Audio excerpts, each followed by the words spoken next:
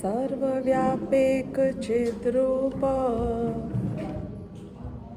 स्वरूपाय परात्मने स्वोपलब्धि प्रसिद्धाय ज्ञानानंदात्मने नमः।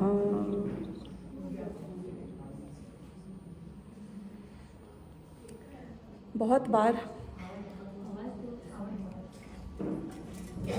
अब ठीक है, बहुत बार कुछ ज़्यादा ही हो गया। बहुत बार अपने मन में ऐसा तीव्र विकल्प तो आया होगा कि काश हम भी अरहंत परमात्मा के समोशरण में साक्षात बैठकर उनकी दिव्य ध्वनि का श्रवण करते। एडजस्ट कर रहे हो एक्चुअली हम सबके साथ, तो ऑब्वियसली ऑप्शन नहीं है ना। छोटे छोटे दीपकों की आवश्यकता उन्हीं को पड़ती है जिनके पास में सूरज का प्रकाश ना हो। तो आज यदि आप अपनी आंखें बंद करें और सोचें कि वास्तव में यदि आप भी कदाचित सीमंधर स्वामी के समोशरण में पहुंच गए होते और यदि 7-8 दिन आपको भी उनके प्रवचन का लाभ मिला होता, तो हम क्या बात सार रूप से ग्रहण करते। अभी इतना ही तो फर्क हुआ ना। जैसे साक्षात प्रवचन सुनो और YouTube पे सुन लो, ठीक है थोड़ा फर्क है, लेकिन बात तो वही है ना। कुंद कुंदाचार्य देव जब साक्षात सीमंधर स्वामी के प्रवचन सुनकर आए होंगे लौटकर, और उनके मन में ये विकल्प आया होगा कि ये भरत क्षेत्र के आर्यखंड के जीव, इन सबको मैं उस प्रवचन का सार बता दूं, और इस ग्रंथ की रचना हो गई। हम किस बात को सुन रहे हैं? फर्क नहीं है। ये प्रवचन सार ग्रंथ सीमंधर स्वामी का YouTube है हमारे लिए। कितने सीरियसली आप सुन सकते हो और समझ सकते हो। अरे द्वादशांगी ने जो 12 अंग को जानकर भी सार रूप से ग्रहण किया हो, वो सार इस ग्रंथ में आ गया है। ऐसी क्या बात होगी? गुरुदेव कितनी बार ये कहते हैं कि 100 इंद्रों की उपस्थिति में जो भगवान की वाणी खिड़ती होगी, जो द्वादशांगी मनःपर्यय ज्ञानी ऐसे ऐसे जीवों की उपस्थिति में जो वाणी खिड़ती होगी, क्या वो ये हो सकती है कि चींटी की दया पालना? हाँ? क्या वो ये हो सकती है कि उपवास कर लेना? ये सुनने के लिए आते होंगे इंद्र वहां से। हाँ, द्वादशांगियों को, गौतम स्वामी जैसे गंधर्वों को ये बात सुनने के लिए वो दिन दिन भर वहां पे समोशरण में बैठे रहते हैं और सुनते रहते हैं। और कितने कितने सालों तक चलती है दिव्य ध्वनि। तो कोई तो बात होगी ऐसी जो हम अपने आप को बहुत ज्ञानी समझे बैठे हैं, लेकिन हम चूक रहे हैं, और जो बात वहां समझाई जाती होगी, वो बात समझने का पेशेंस और वो बात समझने की ललक, वो पैशन, दोनों चाहिए। पेशेंस भी चाहिए, पैशन भी चाहिए। हाँ, दोनों में से एक नहीं होगा तो काम नहीं होगा। और वो बात यहां पर बताई जा रही है। एक बात कहती हूं मैं आपसे कि अमृत चंद्राचार्य ने समय सार में, प्रवचन सार में नाटकीय तत्व देख लिए थे। He was a story teller. हाँ, आचार्य कुंद के मन में जो बात उनने समझी थी, जो ग्रहण की थी, वो जब एक श्रृंखलाबद्ध तरीके से, एक लॉजिकली, एक सिस्टमैटिक तरीके से एक कहानी की तरह निकल गई, ऐसे पूरा ये ग्रंथ बन गया। नहीं, गहराई में जाना बहुत अच्छी बात है, जाना ही चाहिए, इसमें कोई डाउट नहीं है। लेकिन गहराई में जाने से पहले ओवरव्यू तो ले लो सब्जेक्ट का। कोई भी फिल्म को किसी भी डायलॉग से सुनकर हम उस डायलॉग के एनालिसिस करना चालू कर दें, पता ही नहीं है कहानी कहाँ से आ रही है, कहाँ जा रही है, उस डायलॉग का रेलिवेंस क्या है, लोग कौन कौन से हैं, किसका किससे क्या संबंध है, और हम बताना शुरू हो जाते हैं और समझना शुरू हो जाते हैं ये सही है, ये गलत है, ये सही है, गलत है। कहानी किसकी चल रही है भाई? हाँ? कहानी पता है अपने को प्रवचन सार की? आपसे पूछती हूँ मैं, प्रवचन सार में कहानी क्या बताई गई है? चलो एक आदमी हाथ खड़ा करो, गिफ्ट मैं दूंगी इस बार। हाँ? क्या कहानी है? आप बोलोगे जीव की कहानी है ना। हम वो कहानी इंटरवल तक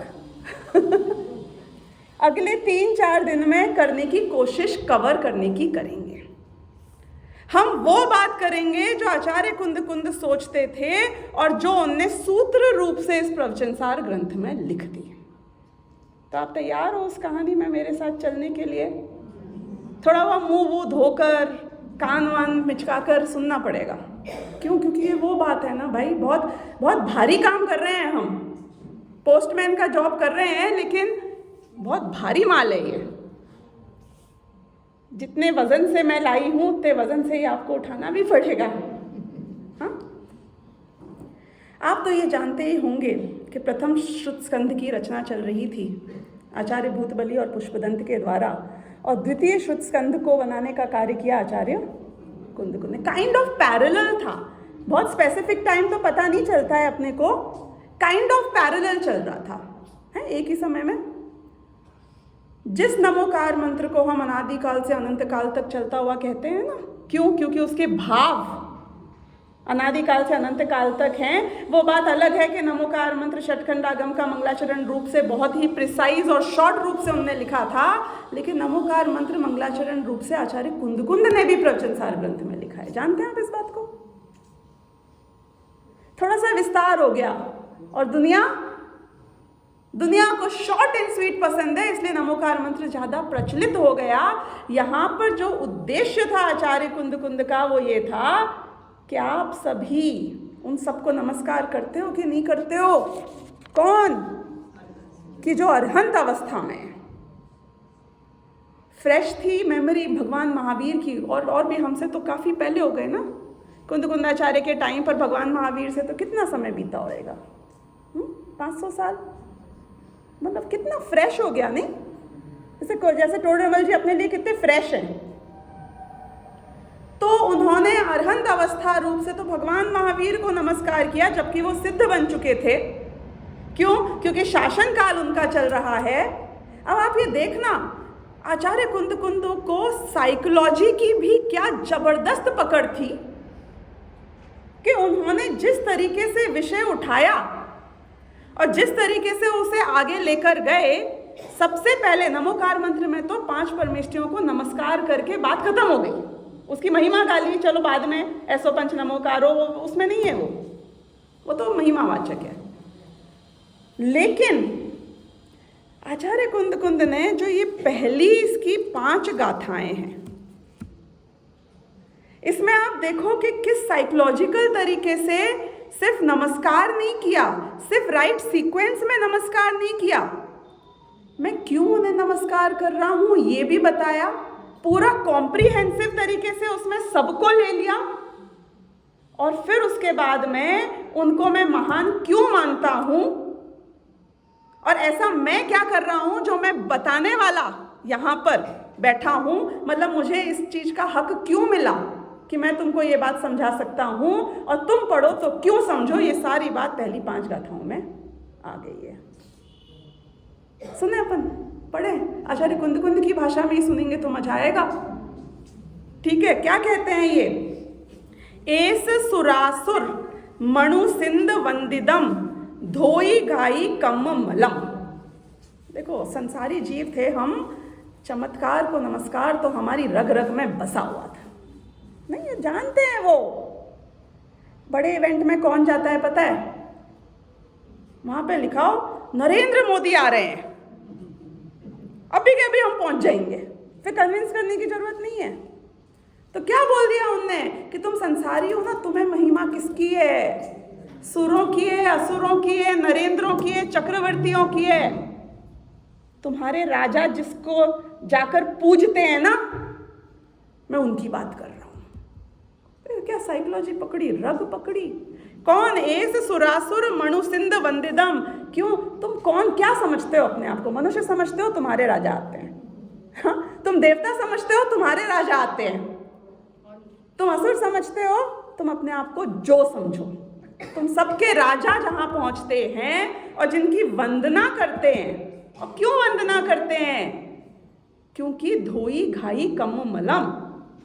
सबसे पहले क्वालिफाइंग क्राइटेरिया बताया अरहंतों का, क्योंकि और भी बहुत ऐसे अन्य जीव हैं दुनिया में जो कहते हैं हमारे भगवान अरहंत हैं, हमारे भगवान सर्वज्ञ हैं, हमारे भगवान भी वीतरागी हैं।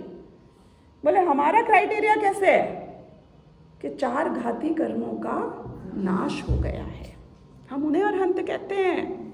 और ये तुम्हारे राजा, ये इंद्र नरेंद्र, इनने अचीव कर लिया? हो नहीं किया ना, इसलिए वो उनकी वंदना करते हैं। सब बता दिया क्यों करते हैं, किसकी करते हैं, किस कारण करते हैं। और तुमको पूज्य बनना है तो तुमको क्या करना है बोलो आप। नहीं, गजब की बात करी उन्होंने। फिर पणमामी वड्ढमाणम। पणमामी यानी कि मैं उनको प्रणाम करता हूँ, नमस्कार करता हूँ। किसको, किसकी बात की जा रही है? कि यहाँ पे मैं बात करता हूँ वर्धमान भगवान की। और एक तरीके से वर्धमान भगवान में, तीर्थंकर में सभी तीर्थंकर भी सम्मिलित हो जाते हैं, लेकिन उनकी मुख्यता है, इसमें कोई डाउट नहीं है। अब आप ये भी गजब देखो, सिमंदर स्वामी के खुद नमस्कार करके जो साक्षात अरहंत अवस्था में आ रहे थे, तो सबसे पहले उनकी बात नहीं करी, क्योंकि भरत क्षेत्र के जीवों से बात कर रहे हैं ना। वो सारे आचार्य भविष्य के अप्रामाणिक हो जाते जो सिमंदर स्वामी के दर्शन करके नहीं आए हैं, यदि वो अपना क्रेडिट और क्रेडिबिलिटी इससे बताते कि मैं सिमंदर स्वामी की बात सुनकर आ रहा हूं। कहीं उनने क्लेम नहीं किया। नहीं, हम भगवान, हमारे शासन नायक हैं कौन? महावीर भगवान। उनकी दिव्य ध्वनि हम तक चली आ रही है, तिथम धम्मस्य कत्तारम, क्योंकि हमारे धर्म का तीर्थ करने वाले वो हैं। रीजन बता दिया क्यों, वाई भगवान महावीर फर्स्ट, वो भी बता दिया। सब कुछ आ गया इसमें। और फिर उसके बाद उन्होंने बोला कि नहीं नहीं नहीं, नो तीर्थंकर इज बिग, नो तीर्थंकर इज स्मॉल। वो तो हमारा शासन नायक है इसलिए उनकी बात करी, लेकिन शेषे पुण्य तीर्थयरे, बाकी भी जितने तीर्थंकर अभी तक हुए हैं, शेषे पुण्य में भरत क्षेत्र में 5 भरत क्षेत्र ले लेना, ऐरावत में 5 ले लेना, विदेह क्षेत्र के ले लेना, भूत के ले लेना, वर्तमान के ले लेना, भविष्य के ले लेना, अरहंत मात्र ले लेना। नहीं, सब आ गए ना, क्यों नहीं आए? और फिर वो सारे तीर्थंकर है कहाँ? कि वो तो सिद्ध अवस्था में है ना। दोनों अर्थ निकाल लो, तीर्थंकर भी जो सिद्ध अवस्था में होंगे, और तीर्थंकरों को हम अरहंत अवस्था में करते हैं, और बाकी जितने सिद्ध हैं, नमो सिद्धाणम यहाँ पे आ गया। स सव्व सिद्धे विशुद्ध स्वभावे, रियल विशुद्ध स्वभाव, प्योरेस्ट फॉर्म। 4 घातिया कर्म करके कहानी पूरी नहीं हो जाती है, 8 कर्म पूरे होते हैं ना। वो बात अलग है कि मैं स्वार्थी आदमी हूं, मेरा काम तीर्थंकरों से होता है, पहले नमस्कार कर रहा हूं, लेकिन उनसे बड़े, उनसे ज्यादा विशुद्ध स्वभाव में जो है वो तो सिद्ध भगवान है। तो इसलिए ससव्व सिद्धे किया यहां पर। और फिर समणेय। अब ये भी मुझे बहुत ऐसे लगा कई बार, आचार्य कुंद जो स्वयं आचार्य थे, नहीं मतलब भावलिंगी संत थे, 6ठे 7वें गुणस्थान में झूलने वाले थे, जब उनने साधुओं को नमस्कार किया होगा तो उनके मन में भी कैसा लगता होगा ना। मतलब तो मेरे को समझ में आई एक बात, उन्होंने सबसे पहले तो उसका क्रेडिबिलिटी बताई, जैसे 4 घाती कर्म नाश करने वाले अरहंतों की बताई, सिद्धों की क्या बताई कि वो विशुद्ध स्वभाव में है। श्रमणों की क्रेडिबिलिटी बताई तो उन्होंने ये बताया, नाण दंसन चरित तव वीर्य आयारे, पंचाचार में जो लीन है, ऐसे उन हम साधुओं की, श्रमणों की बात करते हैं, क्योंकि साधु कहने वाले भी दुनिया में बहुत मिल जाएंगे अपने आप को। किसको साधु माने और किसको ना माने, तो उनने बोल दिया ये क्वालिफाइंग क्राइटेरिया समझ लेना, और फिर उन्होंने ये कह दिया ते ते सव्वे समगम समगम पद्येगम एव पद्येगम, उन सबको साथ में और सबको इंडिविजुअली भी, मिलकर भी किया और सबको इंडिविजुअल। अब एक एक का नाम नहीं ले पा रहे हैं, लेकिन हमारी तरफ से भावना एक एक की इंडिविजुअल रिस्पेक्ट की है यहाँ पर। अब फिर उनने क्या बोला, वंदामी ये वट्टनते अरहंते मानुसे खेते, छोड़ा नहीं उनको भी। हाँ, किसकी बात हो रही है कि जो मनुष्य क्षेत्र में अभी वर्तमान रूप से अरहंत अवस्था में है, ऐसे सिमंदर स्वामी भगवान, उनको भी, और यहाँ पे सिर्फ सिमंदर स्वामी की बात नहीं करी है, 20 तीर्थंकर मिनिमम एंड मैक्सिमम 170 तीर्थंकर जब चौथा काल चल रहा होता है भरत ऐरावत क्षेत्र में हो सकते हैं, 20 हैं ये तो गारंटी है। इन्होंने कह दिया कि जो भी अरहंत में मनुष्य क्षेत्र में अरहंत रूप से वर्त रहे हैं, मैं उनको भी नमस्कार करता हूँ। अब किच्चा अरहंताणम सिद्धाणम तह नमो गणहराणम। अब उन्होंने क्या किया, ऐसे मैंने अरहंतों को, अब यहाँ पे वो एकदम पॉइंट पे आ रहे हैं, हो गया नमस्कार, हो गया, आइडियल सिचुएशन बता दी, मोक्ष मार्ग रूप से कौन है उनके बारे में भी बता दिया। अब सीधे पॉइंट पे आते हैं, he was a man of few words. नहीं, मतलब एक शब्द मुझे ऐसा फालतू नहीं मिलता है आचार्य कुंद कुंद की गाथाओं में, मतलब एक लाइन को 50 बार पढ़ लो तो 50 तरीके से अर्थ ख्याल में आ सकता है, लेकिन एक शब्द एक्स्ट्रा नहीं मिलता है। आपको क्या लग रहा है कि बस ऐसे ही मंगलाचरण करे जा रहे हैं, करे जा रहे हैं, करे जा रहे हैं? अरे एकदम पॉइंट पे आए कि ऐसे जो मैंने अरहंतों को किया ना नमस्कार, सिद्धों को किया, एंड तह नमो गणहराणम। मैंने कहा ना, मैं सोच रही थी जब श्रमणों को नमस्कार करते होंगे, आचार्यों को नमस्कार करते होंगे, तो वो आचार्य बोल देंगे तो वो खुद आ गए। उन्होंने आचार्यों में श्रेष्ठ लिए कौन? गणधर, जो 4 ज्ञान के धारी होते हैं, यानी कि उनसे सीनियर लेवल हो गए ना एक तरीके से, मतलब वैसे बता रही हूं मैं आपको। तो उन्होंने यहाँ आचार्यों में गणधरों को लिया और अज्झा वय वग्गाणम यानी उपाध्याय वर्ग को। क्यों? ज्ञान में श्रेष्ठ है ना, ज्ञान उनसे मिलेगा। और साहुणम चेव सव्वेसिम, और सभी साधुओं को। तो बोले कि अभी ये सेंटेंस पूरा नहीं हुआ है, 4th वाला। वो बोल रहे हैं इन सबको मैंने नमस्कार करके क्यों नमस्कार किया है, व्हाट नेक्स्ट?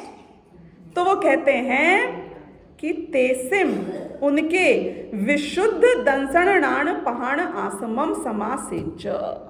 यहाँ पे उनने अपने पूरे प्रवचनसार ग्रंथ की फाउंडेशन की स्थापना करी, विषय का कारण बताया, किन की बात क्यों कर रहे हैं सब यहाँ पे बता दिया। क्या विषय उठाया है, मतलब अल्टीमेट क्या बोला उन्होंने कि उनके जो विशुद्ध दर्शन ज्ञान प्रधान आश्रम है उसको समासाध्य, यानी कि मैं खुद भी अपना कर। आप देखो व्हाट मेक्स देम ग्रेट। ये सारे अरहंत से लेकर साधु तक, ये 5 परमेष्टियों में जो बेसिक क्वालिफाइंग क्राइटेरिया, भले हमने बोला होगा 4 घाती कर्म गए हैं, विशुद्ध स्वभाव में है, 5 आचारों को करते हैं, लेकिन वास्तविक वो क्या पॉइंट था? वास्तविक क्या पॉइंट था? क्या लिखा कि विशुद्ध दर्शन ज्ञान प्रधान आश्रम। ये मकान का जो फाउंडेशन ले होएगा, ये दर्शन ज्ञान प्रधान, फिर ये आश्रम है। वो आश्रम नहीं चलेगा जिसमें दर्शन ज्ञान का फाउंडेशन नहीं हो। और क्या बोला कि उपसंपयामी सम्मम जत्तो निर्वाण संपत्ति। ये गैप को ब्रिज कर दिया। आज सुबह बात आई थी ना गुरुदेव की प्रवचन में, नियम योगसार के, कि उनमें और मुझ में कोई फर्क नहीं है। तो इनने कह दिया, फर्क बता दिया, पहले फर्क भी बता दिया, 4 घाती कर्म नष्ट हो गए हैं, फर्क बता दिया सारे जो बता सकते थे विशुद्ध स्वभाव में। और यहाँ आके बोल दिया कि मैं भी चाहता हूँ कि मैं भी ऐसे ही विशुद्ध दर्शन ज्ञान प्रधान आश्रम को ग्रहण करके, जिसको उन्होंने ग्रहण किया था, साम्य भाव को प्राप्त करूं। साम्य में ऑलरेडी हूं, लेकिन साम्य की पूर्णता को प्राप्त करूं, उसी में बना रहूं, उसी को कंटिन्यू करूं। क्यों चाहिए तुझको ये साम्य भाव? क्योंकि जत्तो निर्वाण संपत्ति, जिससे निर्वाण की संपत्ति की प्राप्ति फाइनली इन सबको हुई ना, इसी साम्य भाव से हुई। मैं भी उसमें स्थापित हूं और तुमको भी आना है, चलना है, हाँ, वहीं पे वो जो फर्क है उसको ब्रिज करना है, उस गैप को, तो तुमको भी यही करना पड़ेगा। अब वो बोलेंगे ये अपनी तारीफ नहीं कर रहे हैं, ये ऐसे ये नहीं बता रहे हैं मुझे वो साम्य भाव की प्राप्ति हो गई है, तो नहीं बताएं, उनकी ऑथेंटिसिटी नहीं बताएं। ये बोले अरे मुझे कुछ नहीं आता है, आओ मैं आपको कुछ बात बताता हूं, है? अरे वस्तु का स्वरूप जो फैक्ट है वो तो बताना पड़ेगा ना। उनने बताया कि मैं भी जो साधु हूं वो सिर्फ पंचाचार के कारण, जो मेरी क्रियाएं नजर आ रही हैं उसके कारण नहीं हूं, ये साम्य भाव के कारण मेरे सम्यक चारित्र की उपस्थिति है। और जत्तोडिम्बाण संपत्ति, यानी कि पूरा प्रवचन सार ग्रंथ जिसके आधार पर लिखा गया है, उसकी यहाँ पे स्थापना करी है कि निर्वाण की प्राप्ति जिसके आधार से होती है वो साम्य भाव, उसको तुम्हें समझना है। तो आओ मैं उसे समझाता हूं। फिर क्या कहा उन्होंने, एक सेकंड, अब सीधे वो उसके बाद में, मैंने कहा ना पॉइंट पे आते हैं, बीच में बातें नहीं करते हैं। तो उनने छठी गाथा में सीधे क्या बात करी, मिल गई आपको यहाँ? हाँ, क्या कहा यहाँ पर? कुठे गिला, एक सेकेंड, हाँ, संपज्जति निवाणम देवासुर मणुय राय विहवेहिम जीवस्य चरितादो दंसणान पहाणादो। वापस ना साइकोलॉजिकल बात करते हैं। तो उन्होंने क्या कहा यहाँ पे कि ये जो दर्शन ज्ञान प्रधान चारित्र की बात की है ना, क्या लिखा है? दंसणान पहाणादो। तो दर्शन ज्ञान प्रधान जो ये चारित्र है, इससे पता है तुम्हें क्या क्या मिलने वाला है? क्योंकि आप बोलोगे कि भगवान आप खुश हो ना दर्शन ज्ञान प्रधान साम्य भाव के साथ, तो हम आपके नमस्कार करने तैयार हैं, बस आप भगवान बने रहो, मैं भक्त बना रहता हूं।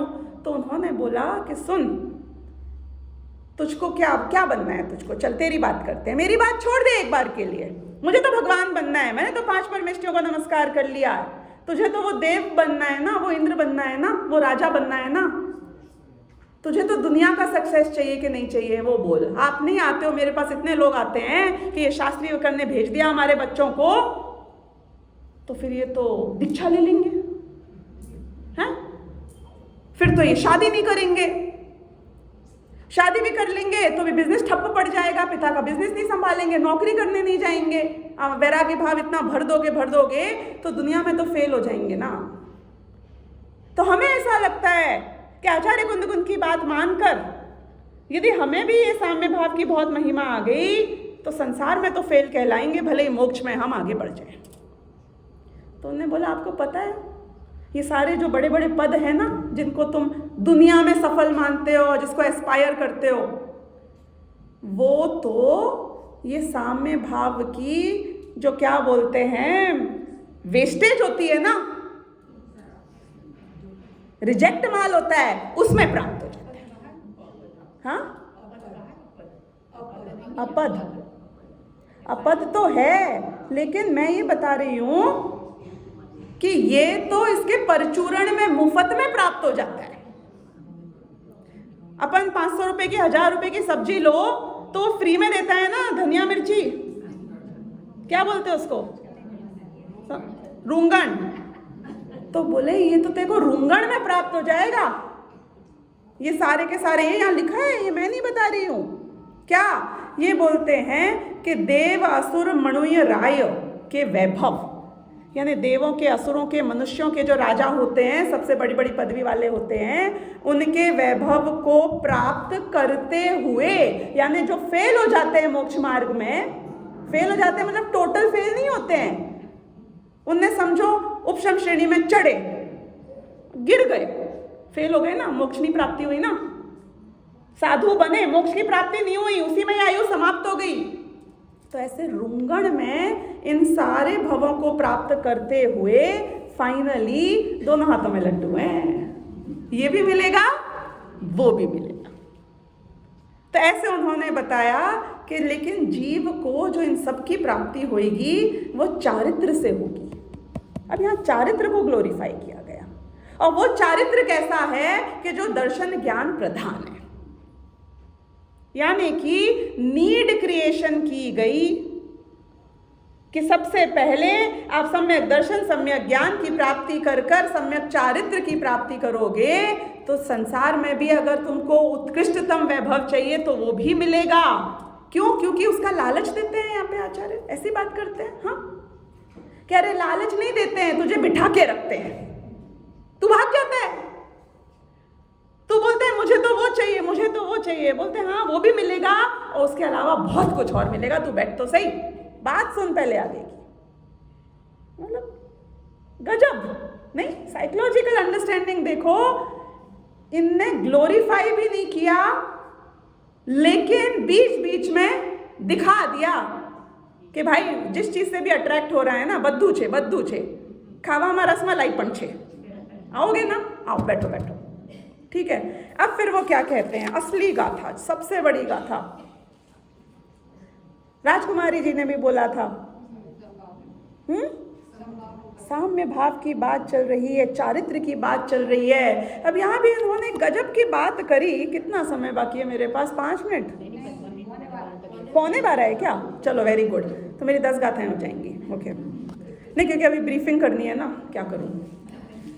कहानी देख रहे हो अब कैसे चल रही है, मिस मत करना स्टोरी को, नहीं तो मजा नहीं आएगा।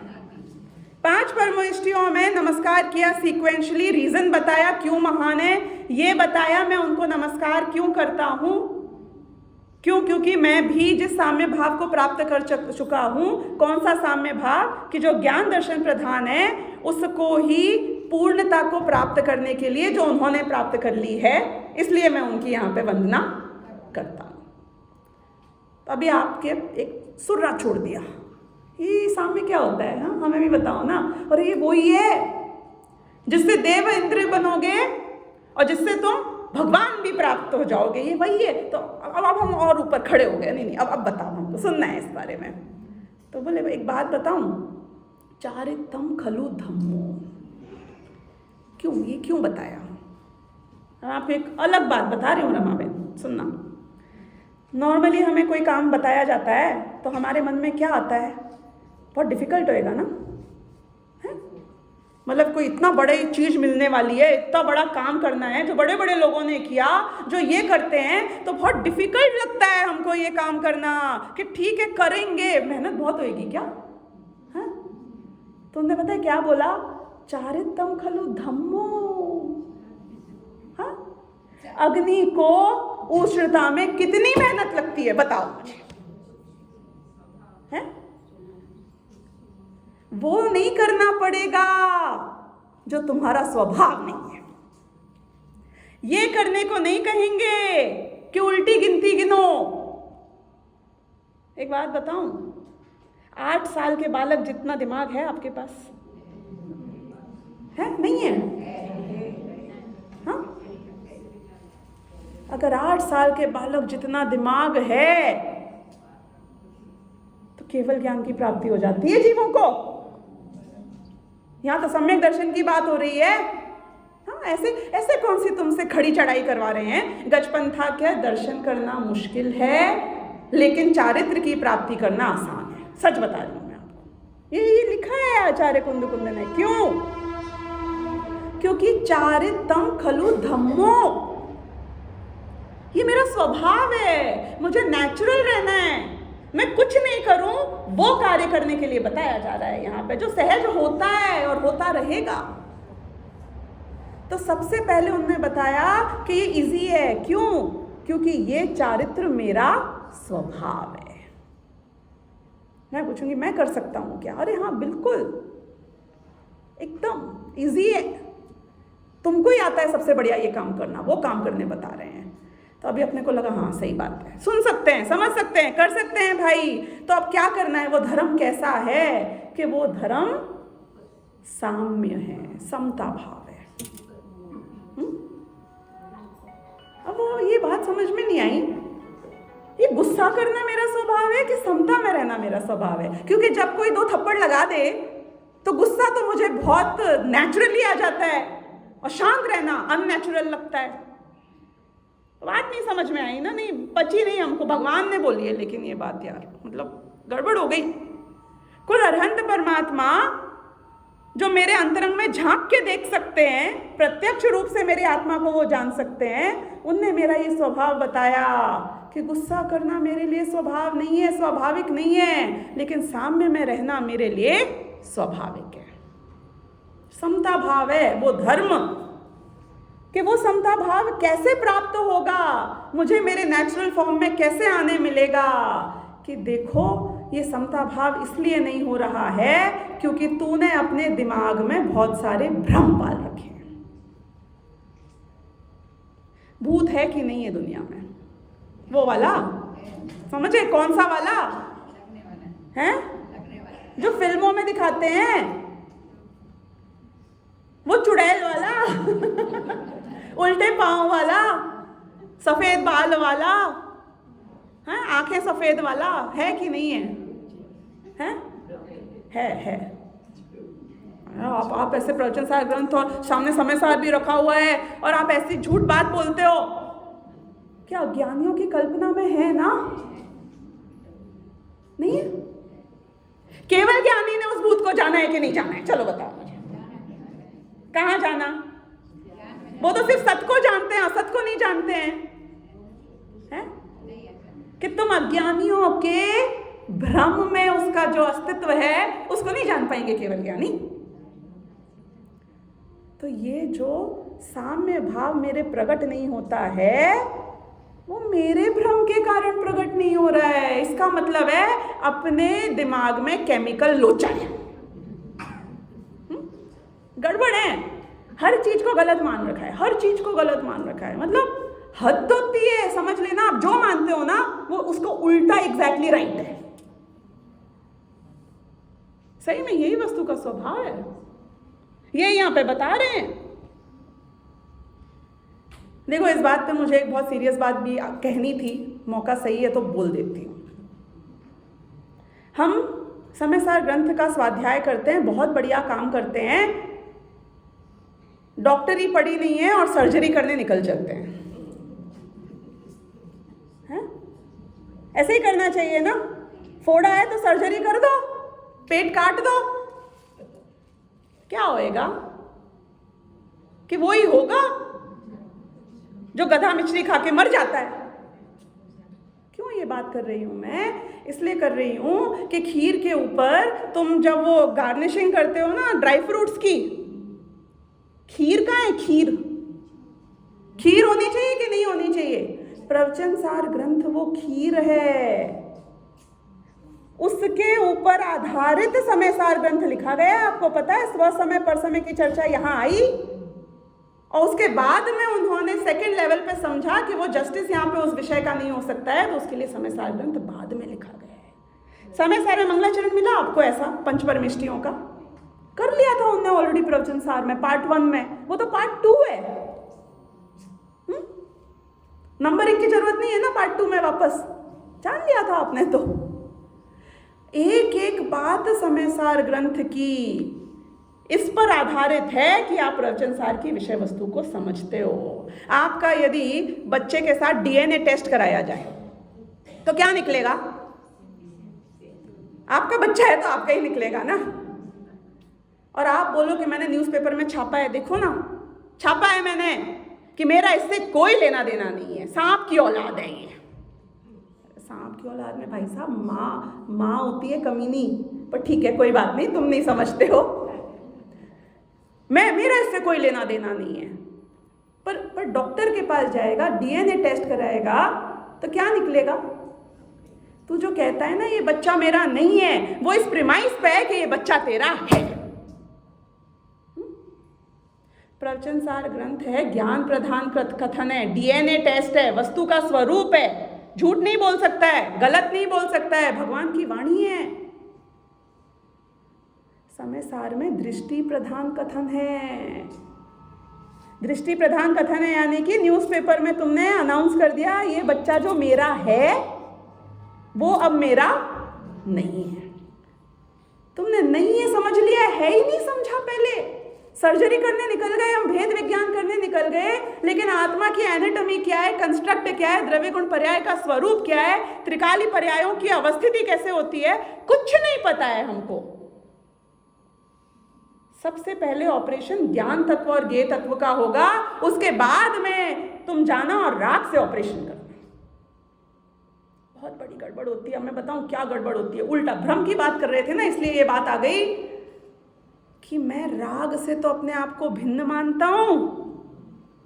क्यों? क्योंकि मैंने समय सार पढ़ा है ना, न विहोदी अपमत्तो न पमत्तो जान गो तुझो भावो। वाह, राग से अपने आप को भिन्न मानता हूं, जोर में आके राग के प्रदेशों को अपने प्रदेशों से भिन्न बता देता हूं, लेकिन मकान को अपना मानता हूं, सोने के कंगन को अपना मानता हूं। देखो हमारे साथ क्या हो रहा है। ये कब होता है?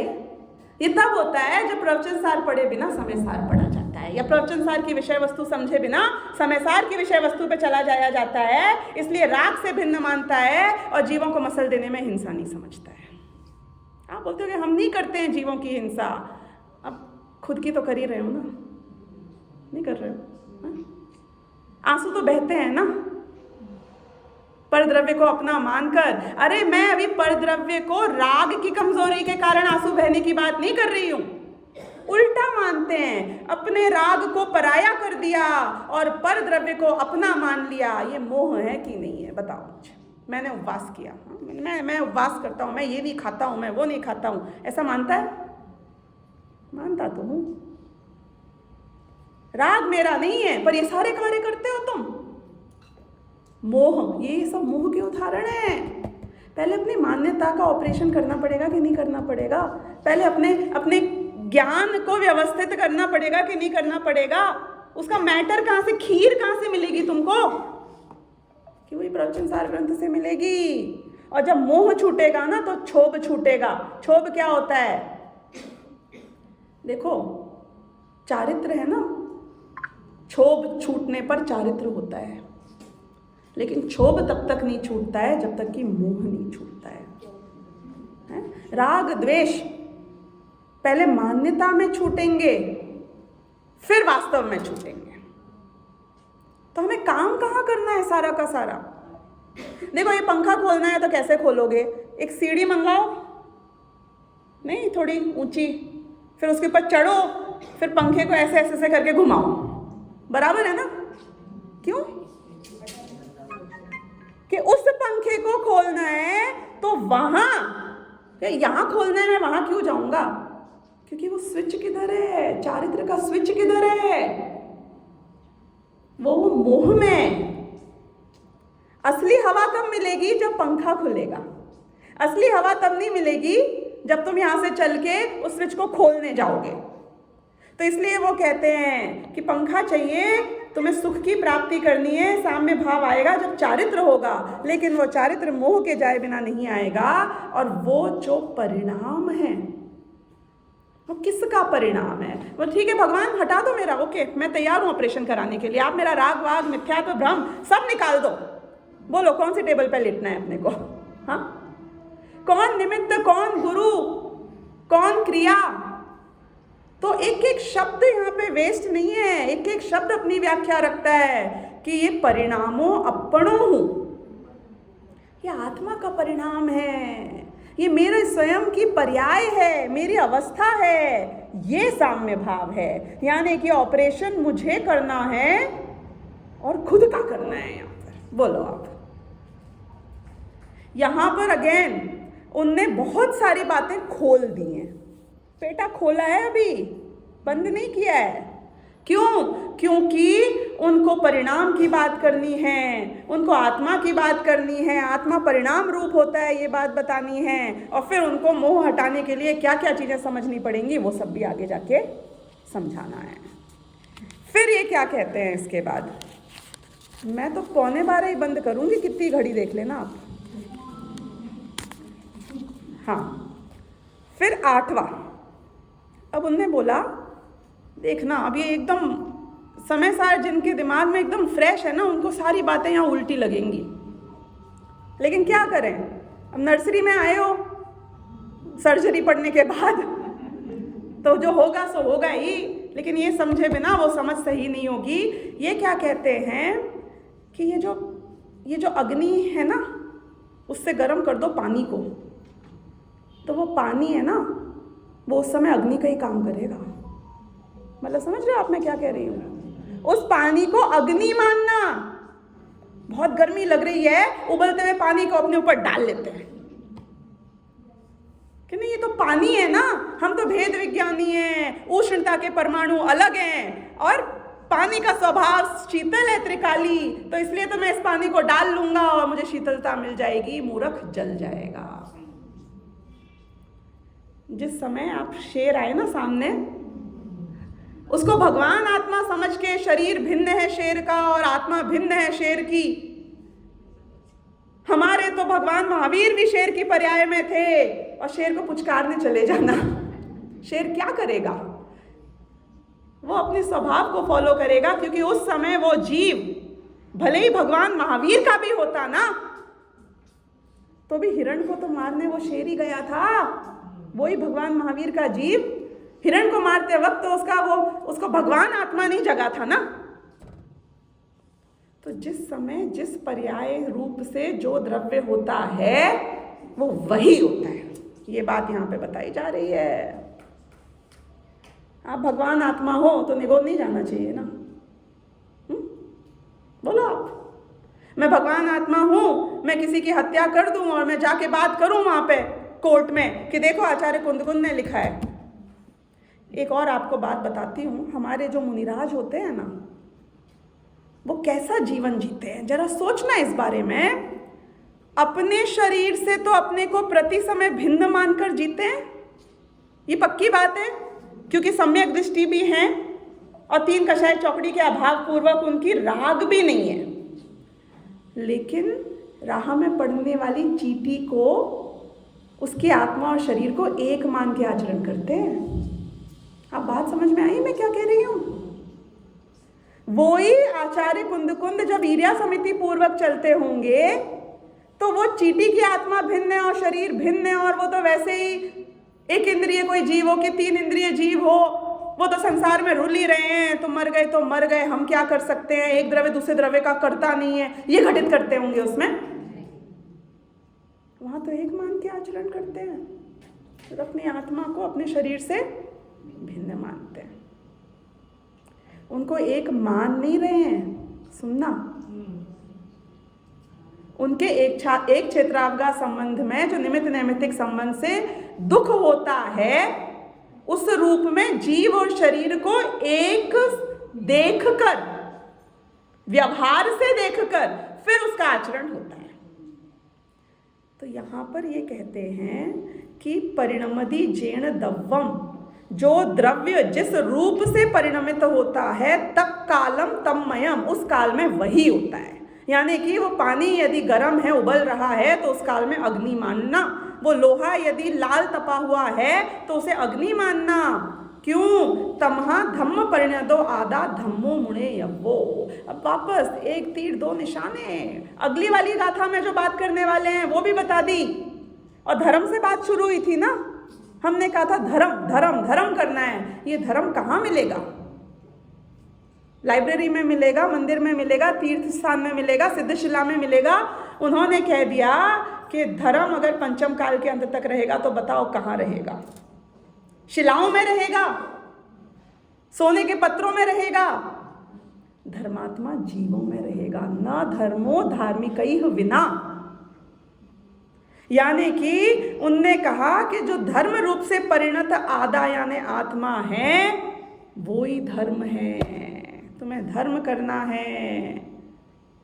शुद्धोपयोग में जो जीव होता है वो स्वयं धर्मात्मा होता है उसी काल में, क्योंकि धर्म का अस्तित्व, किस धर्म का अस्तित्व, यहाँ समभिरूढ़ नहीं लगाना। यहाँ पे अब किस अग्नि के उष्णता धर्म की बात नहीं चल रही है, यहाँ मेरे धर्म की बात चल रही है। यहाँ शुद्धोपयोग रूप धर्म की बात चल रही है। वो धार्मिकाई के बिना, यानी धार्मिक के जीवों के बिना नहीं मिलेगा, यानी कि पर्याय के बिना द्रव्य का अस्तित्व नहीं है। जिस रूप से जिस समय जो पर्याय होती है वो द्रव्य वही होता है, वो शेर ही है उस काल में वो जीव। इसलिए 9वीं गाथा में बोला, आगे जाइए वहां पर, जीवो परिणमति जदा सुहेण असुहेण वा सुहो असुहो। जीव जब शुभ रूप से परिणमित होता है तो शुभ होता है, अशुभ रूप से परिणमित होता है तो अशुभ होता है, और शुद्ध रूप से परिणमित होता है तो शुद्ध होता है। क्यों? वापस उनको बात तो असली क्या करनी थी, परिणाम स्वभाव की। और उन्होंने कहा क्योंकि परिणाम मेरा स्वभाव है भाई। जीव का स्वभाव परिणमन रूप है। देखो, एक तरीके से कहा जाए, असली प्रवचन सार ग्रंथ गे तत्व प्रज्ञापन में है, जो सेकंड अधिकार है, और पूरा ज्ञान तत्व प्रज्ञापन जो है एक तरीके से हमारी स्थापना तो करता ही है, सर्वज्ञता की स्थापना करता है, लेकिन नीड क्रिएशन और भूमिका तैयार करता है कि वो ज्ञेय तत्व प्रज्ञापन की विषय वस्तु को हम समझने के लिए लालायित हों, उसका रेलिवेंस समझें। तो यहां पर जो उनको विषय आगे जाके करना है कि ये परिणाम स्वभाव है, ये प्रति समय परिणमित होना ये मेरा धर्म है। हम क्या चाहते हैं? शादी हो जाती है, हर स्त्री चाहती है मेरा कभी पति बदले नहीं, तुम बदल मत जाना, तुम मौसम की तरह बदल मत जाना।